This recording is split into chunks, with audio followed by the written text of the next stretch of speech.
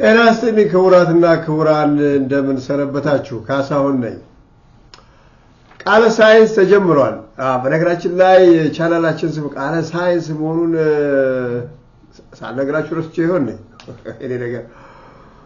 ያገኛ ፈረሱን ይራዋላው ግቸው ጥንታ ብለሽኝ መጣው ረስቼው ይሆናል ቃለ ሳይንስ ብለናል ቻናላችንን ምክንያት ስኮላርሺፕ ፕላስ የሚለው በሌሎች ሰዎች አገልግሎት ላይ ውሎ እንደነበረ ሳናውቅ ነበር ያው የሰጠነው አሁን ግን ይጠቀሙበት እንደነበረ ስለሰማን እሱን ትተን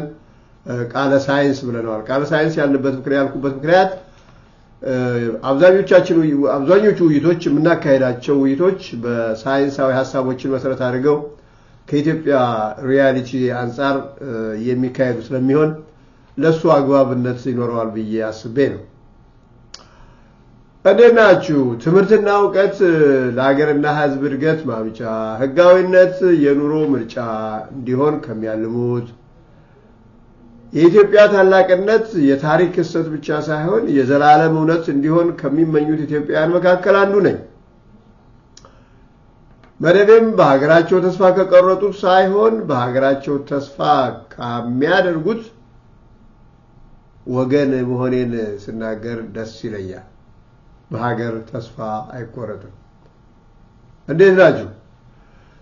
ዛሬ በህግ ጉዳይ ላይ ውይይት እንድንጀምር ብዬ ተዘጋጅቼ መጥቻለሁ ህግ ምንድነው ከየት ይመጣል በዚህ ተነስተን ስለ ህግ ዝርዝር ጉዳዮችን ወደፊት ስለ ሀገራችን የህግ ሁኔታ የሊጋል ሲስተም ሪያሊቲስ ቲዮሪስ እንወያያለን ለዛሬ ሁለት የህግ ቲዮሪዎችን እንነጋገራለን ህግ ከሁለት መሰረታዊ ቲዮሪስ የሚመነጭ መሆኑን እንረዳለን አንደኛው ናቹራል ሎ ቲዮሪ ሲሆን ሁለተኛው ሊጋል ፖዚቲቪዝም ነው ናቹራል ሎ ቲዮሪ የሚከተሉ ሰዎች ህግ ዛሬ እንደሚደረገው በፓርላማ የሚወጣ ወይም ደግሞ በኮንግረስ የሚታወጀው አይነት ሳይሆን እንደ ዛፍ ቅጠሉ እንደ ሳር ቅጠሉ በተፈጥሮ የሚገኝና ሰው በተሰጠው ጸጋ የመመራመር ጸጋ የምክንያታዊነት ሀብት ፈልጎ የሚያገኘውና የህይወቱ ፖሊሲ የሚያደርገው ነገር ነው ይላሉ ይህንን አቋም የሚያራምዱ ጥንታውያን ፈላስፎች መካከል ሲሰሮ አንዱ ነው ሲሰሮ የሮም ተወላጅ የሆነ ታዋቂ ፈላስፋ ነው በሱ አስተያየት መሰረት ናቹራል ሎው እውነተኛ ትክክለኛ ህግ ቦታ ስፍራ ጊዜ ሳይወስነው ለሁሉም ሰው ለሁሉም ማህበረሰብ የሚሰራ absolutely valid የሆነ ህግ ነው ይላል ናቹራል ሎው ቲዮሪ ህግና ሞራሊቲ አንድ መሆን አለባቸው ይላል የህብረተሰብን ግብረገብነት ቫልዩ ሲስተም መሰረት ያላደረገ ህግ አይደለም ፍትሃዊ ያልሆነ ህግ አይደለም በአጠቃላይ ከሰው ምክንያታዊነት ባህሪ ጋር ራሽናሊቲ ጋር የማይጣጣም ህግ አይደለም ይላል ስለዚህ ዜጎች ሊታዘዙት ሊቀበሉት ሊፈጽሙት አይገባም የሚል አቋም አለ ናቹራል ሎው ቲዮሪ በሌላ በኩል ሊጋል ፖዚቲቪዝም በተለይ በ18ኛው መቶ ክፍለ ዘመን አካባቢ እነ ጀርሚ ቤንታም እነ ኦስቲን በኋላም እነ ሃንስ ኬልሰን የኦስትሪያው የህግ ምሁር እና ሌሎችም ያቀነቀኑት ሁለተኛው የህግ ቲዮሪ ነው በእነዚህ የህግ ምሁራን አመለካከት ህግ ማለት የሰው ውሳኔ የሰው ፍጥረት ሰው የሚፈጥረው ለራሱ ዓላማ ፍላጎቱን ለማስፈጸም ህይወቱን ለመብራት የሚፈጥረው የሚወስነው ነገር እንጂ በተፈጥሮ የሚመጣ ነገር አይደለም ከሞራልም ጋራ ከስነ ምግባርም ጋራ ግንኙነት የለውም ከፍትህም ጋራ ግንኙነት የለውም የሚል አመለካከት ይሄ በዘመኑ የሚሰራበት ነው ስለዚህ ከፍተኛ የፖለቲካ ስልጣን ያለው አካል የሚያወጣው ወይም ደግሞ በህገ መንግስቱ ወይም ደግሞ በሀገሪቱ ህግ በሚወሰነው መሰረት በየደረጃው የሚወጣ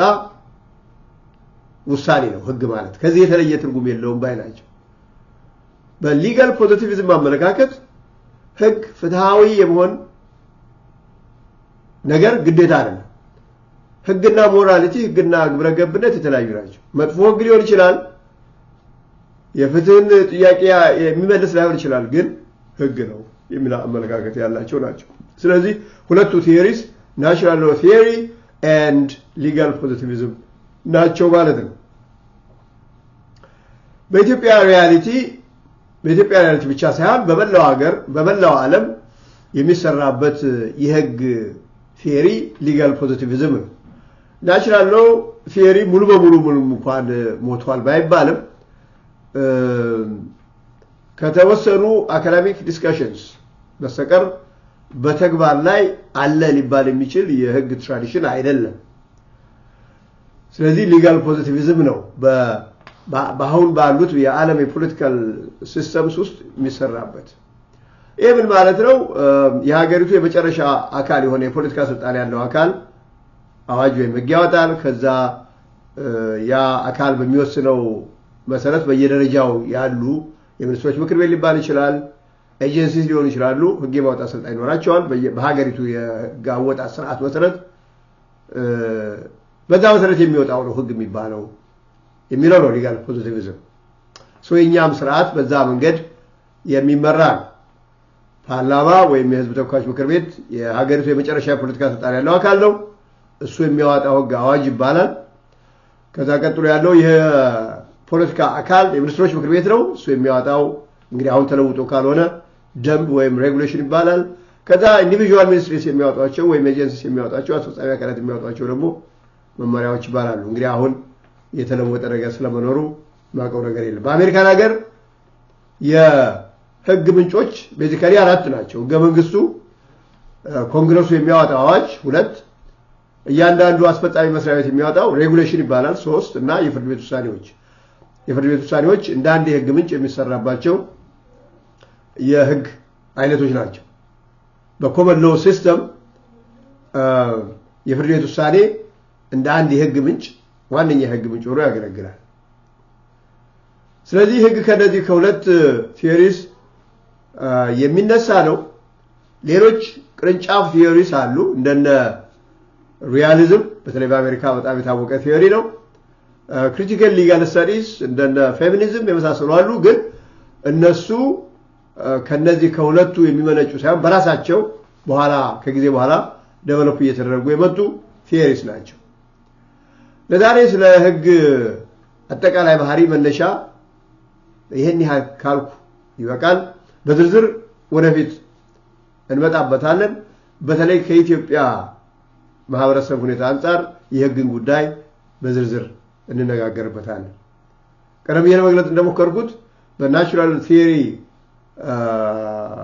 ደጋፊዎች አመለካከት የናቹራል ቲዮሪን ቴስት ያላሟላ ህግ ዜጎች ሊታዘዙት አይገባም ማመጽ አለባቸው ኦቤይ ሊያደርጉ አይገባም የሚል አመለካከት አለ እሱን በተለየ ሁኔታ እናያለን ግን በአጠቃላይ የህግ መነሻ ሐሳቦች እነዚህ ሁለቱ ቲዮሪስ ናቸው ናቹራል ሎ ቲዮሪ and legal positivism ለዛሬ በዚሁ ላበቃ ነው ሰብስክራይብ ሼር እና ላይክ ማድረጋችሁን አትርሱ ቻናላችንን በማሳደግ ረገድ የበኩላችሁን ሚና እንደምትጫወቱ ተስፋ አደርጋለሁ በሚቀጥለው ቪዲዮ እስከማገኛችሁ ድረስ አንቋቁ እየጠፋለሁ አካጁ በዚህ ልሰናበታችሁ ጤና ይስጥልኝ ወገኖቼ ሰላምና ጤና በያላችሁበት